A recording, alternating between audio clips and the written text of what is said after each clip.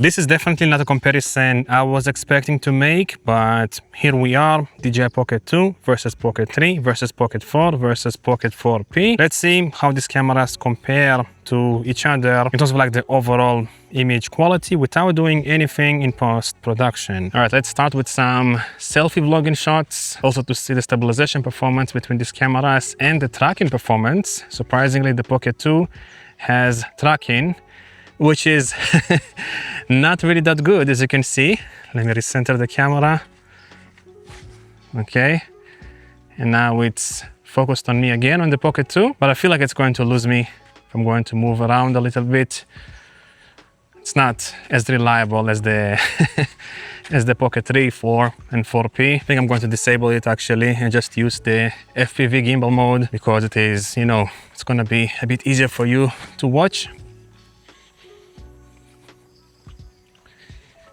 Let's push the dynamic range performance of these cameras. I'm gonna kind of backlight myself here. Okay. I'm not expecting much, honestly, from the Pocket 2, but let's see how it compares to the other more expensive cameras. The design evolution from the Pocket 2 to the 3 is absolutely insane.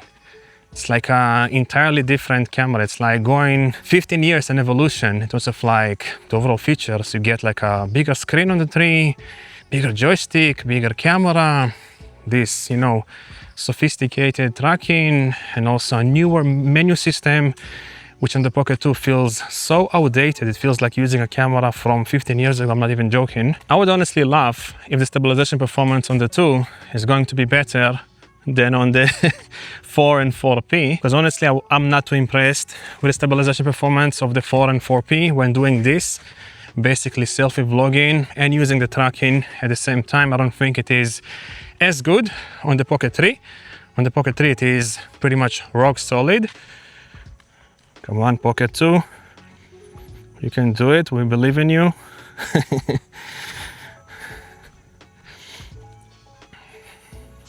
Honestly, I feel like the best deal from these cameras is going to be the Pocket 3 because it has most of the features of the Pocket 4 and 4P, but it is significantly cheaper, and in some cases the Pocket 3 is actually better. I think like the out of camera colors on the Pocket 3 are a bit better, especially like skin tones, and also, like I said, the stabilization performance on the Pocket 3 is fantastic overall. All right, now let's do like a low light comparison with the standard picture profiles on these cameras just to see how much better the highest end camera here compared to the Pocket 2. And I'm using 0.0 EV on all of these cameras, and of course I'm not going to apply any noise reduction, post-production, or anything like that basically. So let me just move on in here, which is a bit darker. And maybe let me turn off this light in here behind me, just like so, just to make it slightly darker. Man, the screen size between these cameras is insane. Like between the 2 and the other cameras is so big. Now let's go to the darkest corner of my room, right about here. This is the stress test basically in my room. All right, now let's see how these cameras perform in a studio environment with proper lighting setup. So I have a key light in here, a white bounce on the other side, and also a bunch of lights in the background just to make this shot a little bit more interesting. So if you want to use one of these cameras in the studio with proper lighting setup, this is more or less how it would look like on all of these cameras. Of course, I'm using automatic exposure settings, and I'm not going to do anything in post-production. This is basically what you get after putting the cameras on a tripod and basically recording.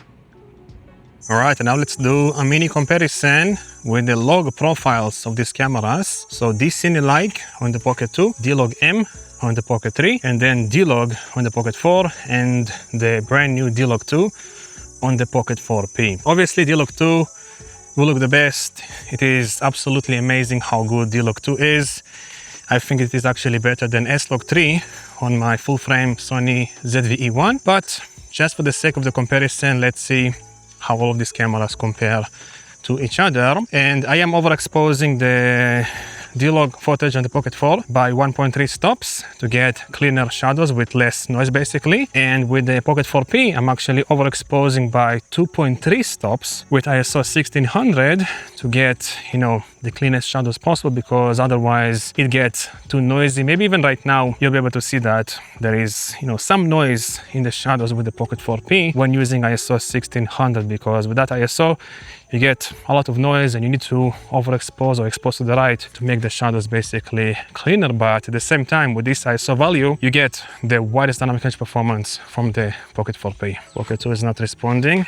I don't want you to track me. Thank you very much. Let's continue. The tracking is like enabling on its own sometimes, automatically for no reason on the Pocket 2. It's pretty annoying. And maybe actually soon I'm going to switch to HLG on the Pocket 3, because some of you said that HLG is better than D-Log M. So let's see if that's true or not. Let's see how all of them look with like lots of light on me.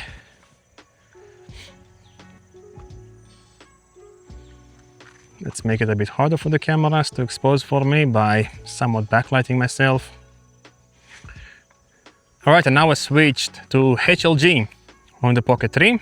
Let's see if it looks any better than D-Log M and how it compares to D-Log on the Pocket 4 and D-Log 2 on the Pocket 4P.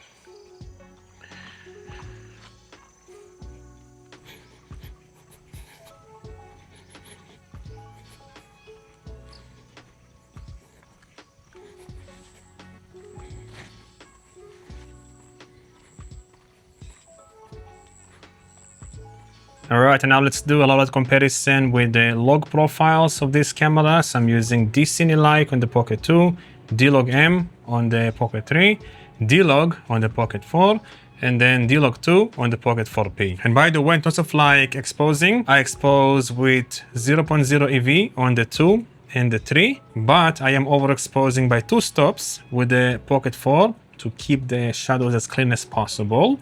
And then I'm overexposing by 3 stops with the Pocket 4P because it has better exposure latitude, basically allowing me to overexpose a bit more to keep the shadows as clean as possible. And I'm using the highest ISO on the Pocket 4P, which is 3200 basically. I think actually the loaded performance of the Pocket 4P is slightly better than on the Pocket 4 when using the log profiles. I mean, D-Log 2 is cleaner in my experience on the Pocket 4P than on the Pocket 4.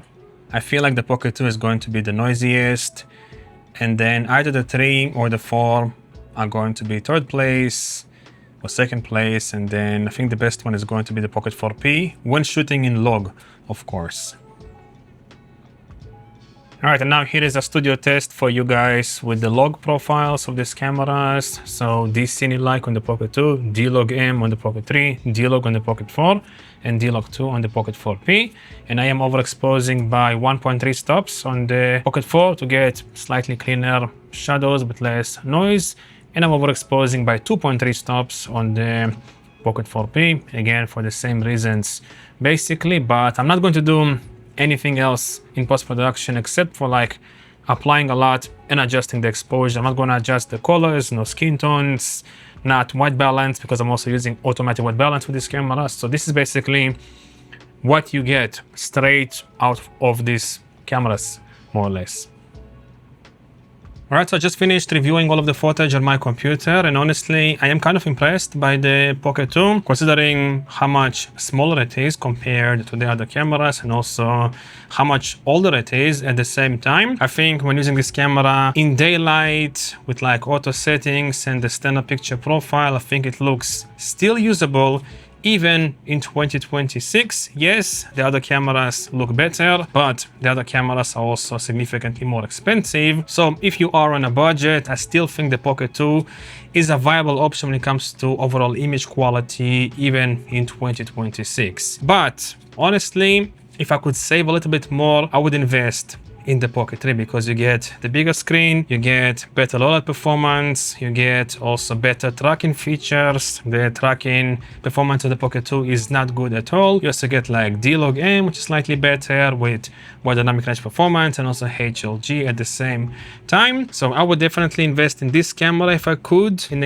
if I was also on a budget, because it is significantly better than the Pocket 2. And as for the Pocket 4 and the Pocket 4P, I would honestly buy the Pocket 4P if I wanted the best of the best, because the Pocket 4 feels like a compromise a little bit with the Pocket 4P. It is more expensive, but you do get the proper D-Log 2 profile, which is significantly better in my experience than D-Log. You also get the 3x lens, which makes it significantly more versatile at the same time, but also the battery life on the Pocket 4P is slightly worse than on the 3 and also on the 4 at the same time. The 4 kind of feels weird, honestly. If I had to choose between the 4 and the 3, I would probably go for the 3. I don't know actually, because D-Log is also kind of cool on the 4. It's really hard to decide, but between the 2 and the 3, I would definitely go for the 3. But if you want like the best experience when it comes to color grading and then, you know, getting the widest dynamic range performance, I would definitely go for the Pocket 4P because of the D-Log 2 profile, which is absolutely amazing. So hopefully this video was informative and useful. Let me know down below what you think about the image quality of the Pocket 2, because honestly, like I said, this camera kind of impressed me considering how old it is and how much smaller it is compared to the other cameras. And I guess I'll see you in the next one. Bye bye.